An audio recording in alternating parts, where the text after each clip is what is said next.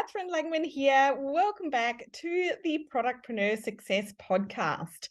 We're into May now, which is a bit mad. And as crazy as this sounds, now is the time to be starting to plan and prepare for your high season. So really getting, ready in the lead up to Christmas. I said it. And realistically, regardless of whether you have a gifting product that people actually buy for Christmas presents or not, a lot of consumers are out spending money in the final quarter of the year, whether it's for Black Friday sales or spending on things like end of year teacher gifts or, clothing and accessories for the warmer seasons or the change of season wherever you live.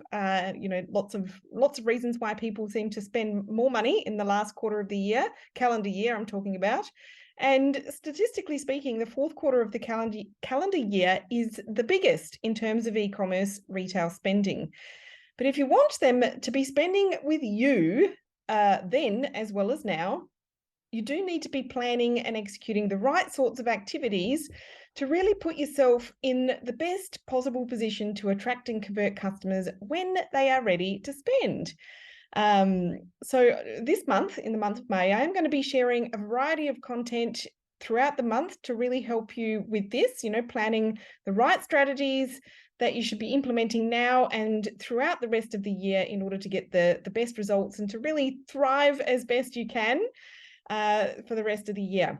But today, in this episode, I really want to focus on Klaviyo, which, as many of you probably know by now, is my most favorite tool for e-commerce, for digital marketing and e-commerce, specifically for email, of course, because it is made for the e-commerce business model. Now, there's lots of reasons why I love it and why I believe it's the best. I'm not going to dive into that so much today. More specifically, what I want to do today is try and help you increase your return on investment from your Klaviyo account, your ROI. Now, you might be on the free plan, which makes it, all the revenue you generate will be, positive cash flow. But if you're on a paid plan, then obviously you want to maximize the returns, right? So the average return on investment for email marketing kind of generally across the board is about 38 times. But today, I'm going to be sharing with you how you can potentially increase your ROI from Klaviyo to 66 times and generate an 8.9% lift in revenue generated from your emails. Does that sound exciting? Let me know if you want to see that kind of improvement in your own business. I know it's, I'm down for it. Fair warning though, you're not going to see this kind of an improvement overnight. It's not like there's a switch that you can flick and it's just suddenly going to change that drastically overnight. However, it is actually very simple to do. I'm essentially going to be asking you to be organized, and I'm not going to be asking you to implement some really complicated, difficult, or expensive strategy. So that's the good stuff, right? Now, first of all, before we dive into exactly what you should be doing with this Klaviyo, with your Klaviyo, in order to get that kind of increased ROI, I want to start by kind of setting the scenes in regards to current consumer online shopping habits, because it really is important to understand what the latest trends are here, because it really helps you to connect the dots between how customers want to shop online right now and the kind of marketing communication strategies that you are actually employing in your business. Understanding current consumer behavior is particularly important for those of you who personally don't like things like emails or SMSs or things along those lines. Because I hear this quite a bit from business owners, and unfortunately they end up hurting their own business, essentially by not using the kinds of communication methods that their own customers prefer to receive. So let's dive into some of this, and I am going to be referring to some notes here today.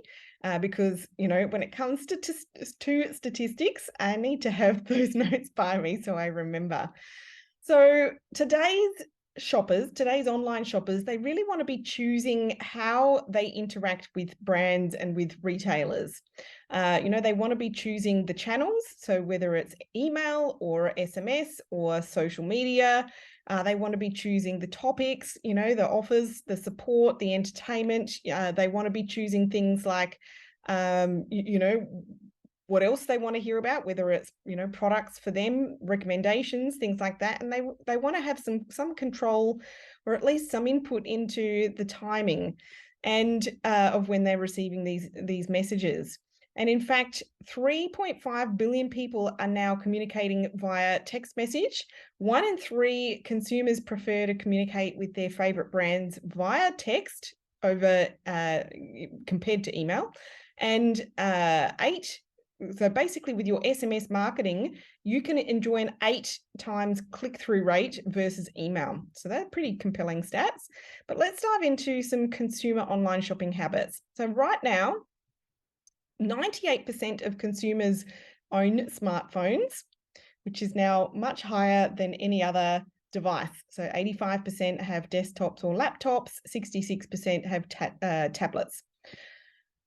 What are they shopping on though? So 92% are now shopping on their smartphone versus 62% on computers or laptops and 32% on tablets. So, that definitely plays into your website. And also, when you are sending some marketing communications out, I'm thinking about emails here as well as, SMSs or ads or anything really that people might be reading content-wise. If most people are going to be consuming that content on a phone versus a computer, you need to make sure you are not sending really big, chunky, long pieces, long form copy. So, really long, chunky paragraphs, long sentences, things like that. They're actually really hard to read on a phone, even for people who are avid readers. So just really, bear that in mind. That was beside the point though. Where do consumers do most of their shopping these days? And in fact, this one surprised me. 40% of consumers do about 75% of their shopping online. 10% of consumers do all of their shopping online. And the other half basically shop online and in person equally. So a huge amount of consumers are actually shopping online, and that's been growing over time. The top 5 product types they shop for online: apparel and accessories, shoes, gifts, beauty products, food and beverage. It doesn't surprise me at all. And so the other cool thing here as well is the frequency of shopping online. You have 10% of people who are shopping once per day.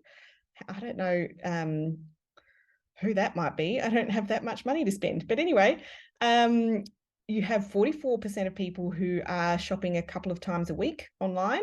You have 20% who shop once a week and 26% a couple of times a month. So people are they're doing a lot of shopping online and they're, spending money quite frequently. Now, next I want to dive into some stats that are about, why people actually subscribe to SMS specifically. But this also is relevant to why people subscribe to email lists. So the majority of consumers subscribe to receive text message only from 2 to 3 brands. So that's pretty different to email, right? So, most of us are much happier to give our email address out or one of our email addresses. I don't know if you're like me and have an email that you use for signing up to lists and that's separate from your regular email. Anyway, so yeah, with text message, we subscribe to far fewer. And so what is going to get people over the line to subscribe to your SMS list? The number one reason will be offering a discount. So that's 69%. But if you don't want to offer a discount, or perhaps you want to boost the number of people, who do subscribe by having some other incentives, the second biggest instigator here is being offered a unique product or experience. That's 42%. Then also being able to ask questions and receive fast responses via text messaging, 38%. And there's a number of other reasons as well that are a little bit less influential. Transactional SMSs, that's definitely an important one for some consumers. So Gen Z actually has the highest frequency of communication with brands via SMS, and they like to do Q&A. And so if you can offer that, then that's going to increase their likelihood to subscribe. So that means you need to have a two-way kind of SMS service, which Klaviyo does do. Millennials, though, a little bit older, I think. I can't remember my generations. That's terrible, isn't it? They like to know that, you know, there is actually a person on the other end of the messages. So also an important thing to remember there. Now, so the number of brands consumers are subscribed to, this is, you know, I said on average 2 to 3 brands is what most people would subscribe to. So you do have some people who subscribe to more though. So you've got 28% who will subscribe to 4 to 5 brands, and then 52% is 2 to 3 brands. So, and there is actually a small percentage, 5%, who have subscribed to 6 to 7 brands. Of course, I'm talking about the ones that we actually intentionally subscribe to, not those annoying brands that just dump our mobile phone number on their list and text you anyway, even though you didn't give them permission to. That's not cool behavior.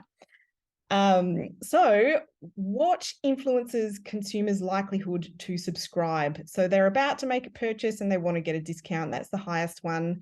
You might not want to hear that as a brand owner, but it does work. Maybe you need to build this into your pricing a little bit. If you purchase from the brand frequently, that's another reason that influences consumers' likelihood to subscribe at 55%. And 52% say it's a brand that they want to purchase from when there is a sale. Or 51% say it's a brand that I love. So, you know, obviously if you're planning to use SMS marketing as part of your Black Friday sales, for instance, which I would definitely recommend, then you want to make sure that you've got people on, you know, subscribed in advance, ready for that. You can also use SMSs in some flows. So we're going to dive into that a little bit later. Let's just keep going a little bit further with some stats here. Messages that would make consumers feel part of an exclusive group is also helpful here. You know, so invitations to VIP experiences and loyalty programs, they are going to cultivate the sort of sentiment of being part of an exclusive group, which many of us, particularly women consumers, we love this stuff. So what that means as well, though, is that receiving too many messages or the same messages too many times are things that would make people unsubscribe. So when you are thinking about what your audience enjoys receiving, by and large, consumers do mention discounts tailored to their past purchases and offers related to their interests. So that means we need to know stuff about our customers. And this is where a tool like Klaviyo is so powerful, because it does have so much, functionality built in. It has, the capacity to be very specific about segmenting our audience based on all sorts of things, based on their browsing behavior, based on their buying behavior, based on predictive buying behavior, things like that. So good to keep these things in mind as we are considering growing our list. A couple more statistics here. Consumers' responses to SMS messages. Now, the majority of consumers say that the purchase they made was something that they were already planning to buy in the near future. Half say they're more likely to subscribe to an SMS post-purchase, while 27% mention discounts as a motivator. So they, basically 73% of people are saying that they made a purchase as a result of a text message. I know that I have done that. I don't do it for every text message, but I've definitely done it. 55% have said that they have done this 2 to 3 times. So I actually don't know how many times I've done it, but that doesn't matter. Were they already planning to buy? Only 16% said that this purchase was something I was planning to buy that day. 46% said that they were planning to purchase something in the near future, and the SMS encouraged them to just do it a little bit sooner.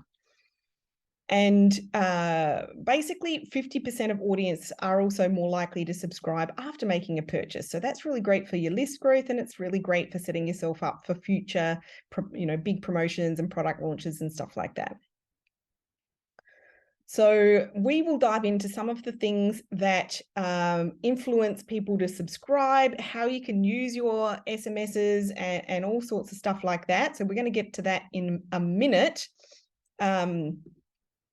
But, I guess I completely do understand that many of you might feel a little bit hesitant to get started with SMS marketing, particularly if you are super mindful right now of your costs in your business, your expenses, and a little bit wary about adding extra expenses or fees to your Klaviyo plan. So totally get that. I know many people are in that space right now. Which is kind of why I started the episode by sharing the kind of return on investment that you could expect, and the increase in revenue that you could expect by adding SMS to your email marketing. So if you need a refresh on those stats, on average, you can expect to increase your ROI on Klaviyo from 38% to 66% and increase your revenue generated by email by 8.9%, which in my mind more than makes up for the cost of adding SMS marketing to your plan. But I guess the point is you don't just add SMS to your Klaviyo plan without a strategy of how you're actually going to start making use of those that extra functionality and getting a return on that extra investment there. So impressive statistics aside, how do you actually do it? What's the best way to get started? How should you actually be using SMSs in your marketing? And I'm sure you're already thinking about the fact that you probably shouldn't send as many text messages as you do emails, because that would be incredibly annoying for your subscribers. And thankfully for me, I don't know about you, me personally, I haven't had that experience from any brands that I've subscribed to, thank goodness. I definitely have had experiences of brands sending me marketing SMS messages that I have not given permission to, and it's so annoying when they do that and they don't give you a way to opt out. So don't be one of those douchebags. I'm sure you won't. So really, what I want to say here is that right now is a golden opportunity to get started with building that SMS subscriber list if you haven't already. And if you have, then of course starting to make use of it or using it more and more cleverly, strategically, if you haven't been dabbling too much in it yet. And the reason I'm saying that, so obviously I'm in Australia, so Australia and New Zealand, the SMS functionality in Klaviyo is relatively new. And just overall, SMS is still a fairly new channel in terms of digital marketing, but it is increasingly popular for brands. And while only 40%-ish of those using SMS have been doing so for 2 or more years, 72% of those not currently using SMS are very or somewhat more likely to add SMS in the next 12 months. And given most consumers opt in to texts from fewer than 7 brands, that means that you want to be one of those brands. And so we kind of need to get onto it, right? So how you're going to get the best ROI and enjoy that really, nice lift in ROI and revenue from Klaviyo is to deliver the right message in the right channel at the right time, which is really what Klaviyo is all about. So this means doing things like multi-channel flows, so combining email and SMS to increase cart recovery rates and increase customer loyalty rates, so repeat purchases. So you can use SMS as well as email in your abandoned cart recovery or your welcome series, and also a win back series, or a profit maximizer, as I like to call it. Also, being able to send timely messages or transactional messages. So based on the timeliness of your messages, you can use things like quiet hours, you can use customer preferences, and you can choose the right channel. And there's ways that you can segment your flows to be able to send messages to consumers via the channel that they want to receive them. You can send things like price drops, shipping notifications, recommended products, and other transactional messages. You can also send special offers, of course.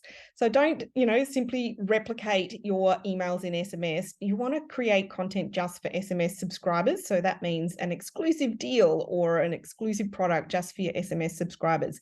And, you don't do that all the time, but occasionally doing that, it makes it an extra benefit for people to actually subscribe to your SMS list.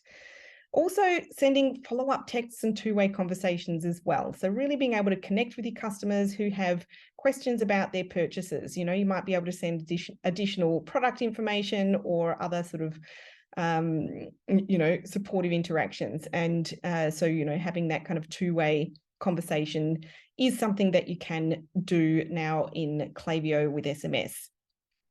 So where to from here?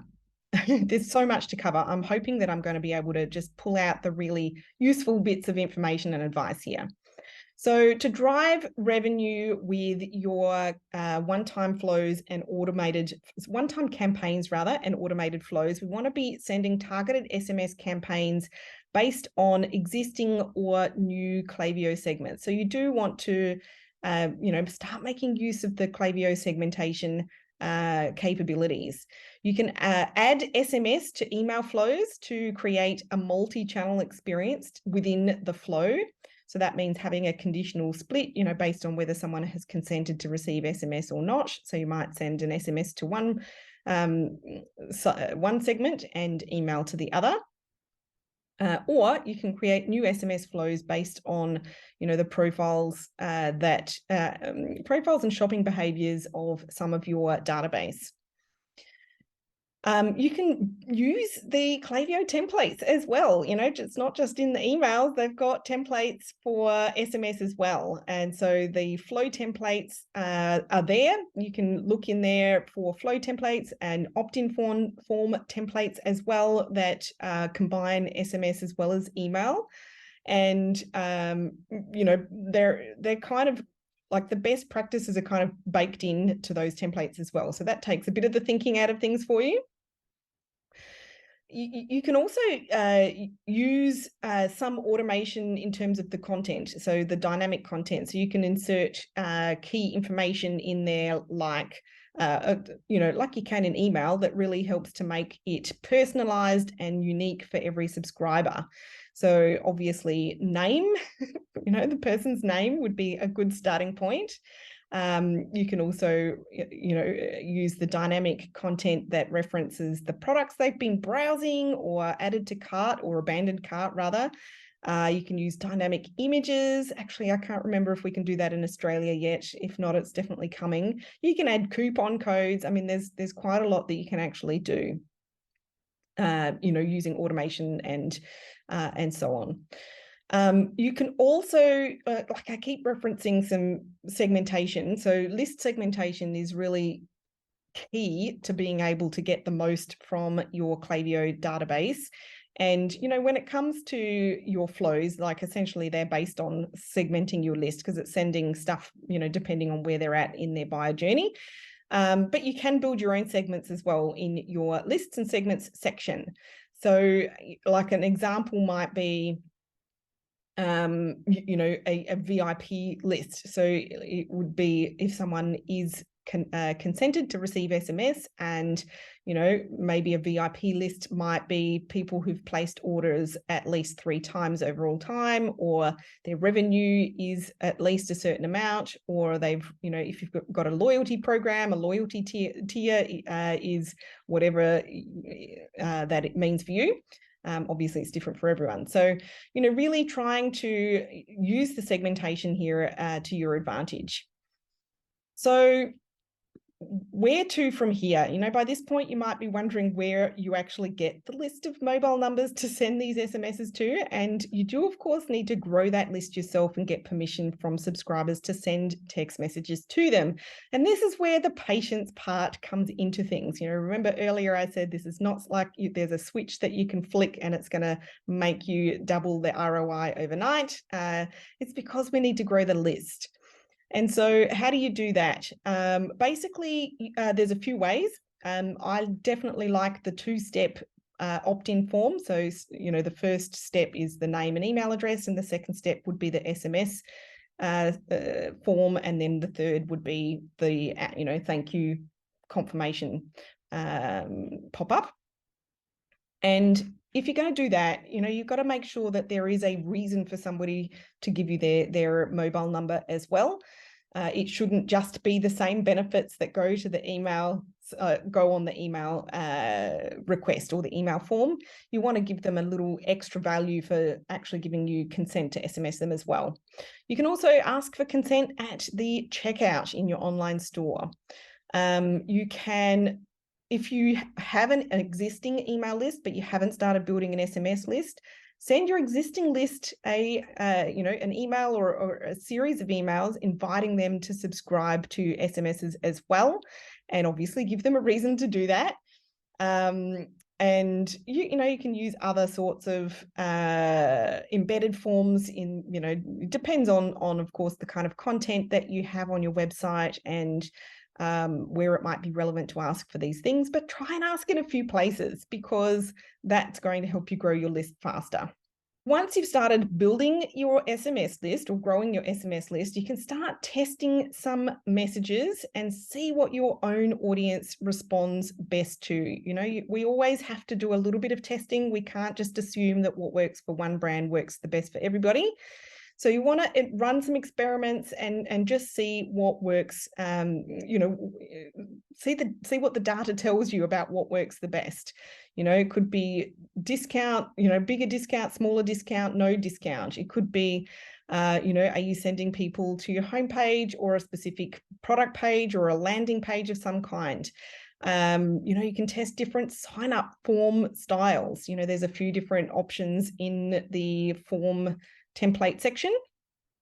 You can testing more info versus less info. Statistically speaking, the more information you ask for in a form, the fewer people subscribe. But again, it's, there's no hard and fast rule that applies to everyone. So test it if you want to maybe ask for things like birthday, or ask for, product preferences or shopping preferences. So to give you an example there, one of our clients has it's like 2 or 3 very distinct product categories, and usually customers are going to buy from one or the other, and so we actually ask subscribers to select one or the other on their opt-in form, and we can send personalized content to those subscribers based on which option they selected, if that makes sense. So that can be really, really cool. And from there, also just want to mention here that Klaviyo does actually have the two-way conversation or two-way messaging built in. That's available in Australia, not in the US, not in New Zealand yet, I think. Certainly it's available further overseas, but I hope for you Kiwis that it's coming soon. You can also sync messages with some other apps like Gorgeous. So that might, if you're using something like that, that might be useful for you. One tip as well that you're going to need to consider for SMSs is that is quite different to how you'd use email marketing is when you are sending them. So you want to use Klaviyo's default quiet hours in your flows, so based on the subscriber regions, so that you're not accidentally sending someone a text message at 4 a.m. in the morning, because not everyone is a swimmer and up at that hour. Well, I mean, I personally sleep with sleep mode on, so I'm not necessarily receiving text messages, but not everybody does that, and it'll be pretty rude to be sending someone a text message at some ungodly hour of the night versus actual daylight hours. Now, let me next give you a few more examples and ideas for the kind of content that you should be sending, or you could be sending via SMS, in order to get the best revenue results possible. So, obviously figuring out some segmentation is important, because, depending on, if they've never bought from you before versus somebody who's like a a lapsed customer, or they've just abandoned their cart, or someone who's a VIP frequent buyer. There's going to be different sorts of SMS messages that would be best to send to those different segments. So segmentation is really crucial here. But let me give you some other use cases as well, or other examples that you could use SMS for. You can use it for early access to sales. So that's something that we did super successfully with Black Friday last year. You could do back in stock announcements. You could send tips for getting the most out of their purchase. Now, that's not necessarily going to be for everyone, but I got something like that from the dog food brand that I have a subscription to for my furball Lenny. And so that was pretty cool. You could send things like, exclusive offers to really get your audience growing and engaged. So this is kind of like what I was mentioning before. If you've got an existing email list, but not an SMS list, send an offer out to your email list to basically, entice them to subscribe to your SMS list. VIP exclusive offers, definitely a good one. Also new product announcements, I guess giving your SMS subscribers like first heads up or first dibs to get in for new products. I have definitely seen that done well from True Protein. So that, I think they've changed their names to True now, because they're not just protein powders and bars anymore. They've got their activewear as well. So that works. I've seen that work well.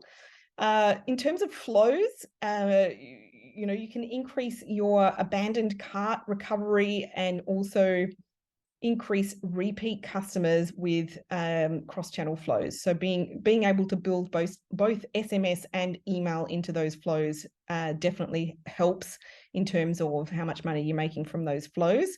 And as I've spoken on the podcast before, probably multiple times, being able to encourage a one-time customer to become a repeat customer, it very quickly improves the profitability of your business. So any way that you can try and achieve that or get a better result rate at encouraging repeat customers is going to help you. In fact, I literally just this morning I was reading a story about JS Health, and I cannot for the life of me remember the name of the woman who founded that. She was quoted in the article that I was reading at having a 65% returning customer rate, which is crazy good, and that's probably why they are now on the rich list, probably the young rich list in Australia, after having only launched that brand in 2018. And then finally, being able to use SMS to create urgency with timely information and offers. So transactional notifications or price drops or restock announcements, things like that. So hopefully those give you a few ideas to get started with. And I've got a couple more notes here as well. Just let me dive in here. Oh, my summary notes. I better not forget those. So in summary, basically consumers now, and particularly the younger generations coming through, who I like to joke, these younger generations were born with a computer chip in their head, probably more like a smartphone chip in their head. And I'm looking at my kids when I'm saying that. They want to engage with brands via text. And so we want to take advantage of this opportunity as brand owners, but because consumers don't subscribe to that many SMS lists, we need to be able to get onto it. Otherwise, we are going to miss out on the opportunity. In terms of getting the best results, though, email and SMS do work better together. So now I know that there are options out there where you can have SMS with a different platform. But if you combine it with your email marketing within Klaviyo, within the one platform, you're going to get better results because you can combine it with your automated emails as well as your campaign emails and not have, these disparate channels that don't work together. And finally, getting started is actually quite easy. So to help you get started, there's a kind of a 3-step plan for you. And think of it like crawling, then walking, and then running. so that you don't, because, you know, whenever it comes to something new technology wise, it can feel a little bit like an overwhelming task to try and master it all. So don't try and master it all together. We just do it little bit by little bit. So to begin with, obviously you want to actually start building that list. So that means getting some, you know, collecting some consent. So basically you want to have a new opt-in form. I do recommend that 2-step one that I mentioned before. Start collecting consent at the checkout of your online store, and then also invite your existing subscribers to opt in to SMS. And then the final step here in this kind of first stage would be to build it into one flow, whether it's your welcome series or whether it's the cart abandon. I think those would be the first two that I would look at doing. Just pick one, you know, don't try and do it all together, as I said before.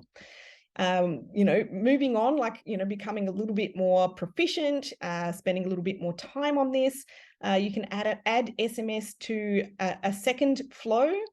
You could send your first campaign as well. So campaign is separate from flows.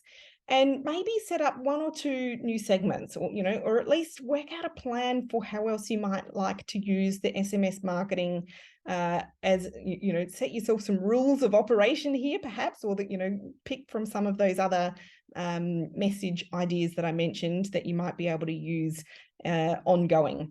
And also start checking your results. You know, being able to monitor and record your metrics is incredibly important. I talk about it a lot. So we definitely want to see if you are experiencing an improvement from what you've implemented so far.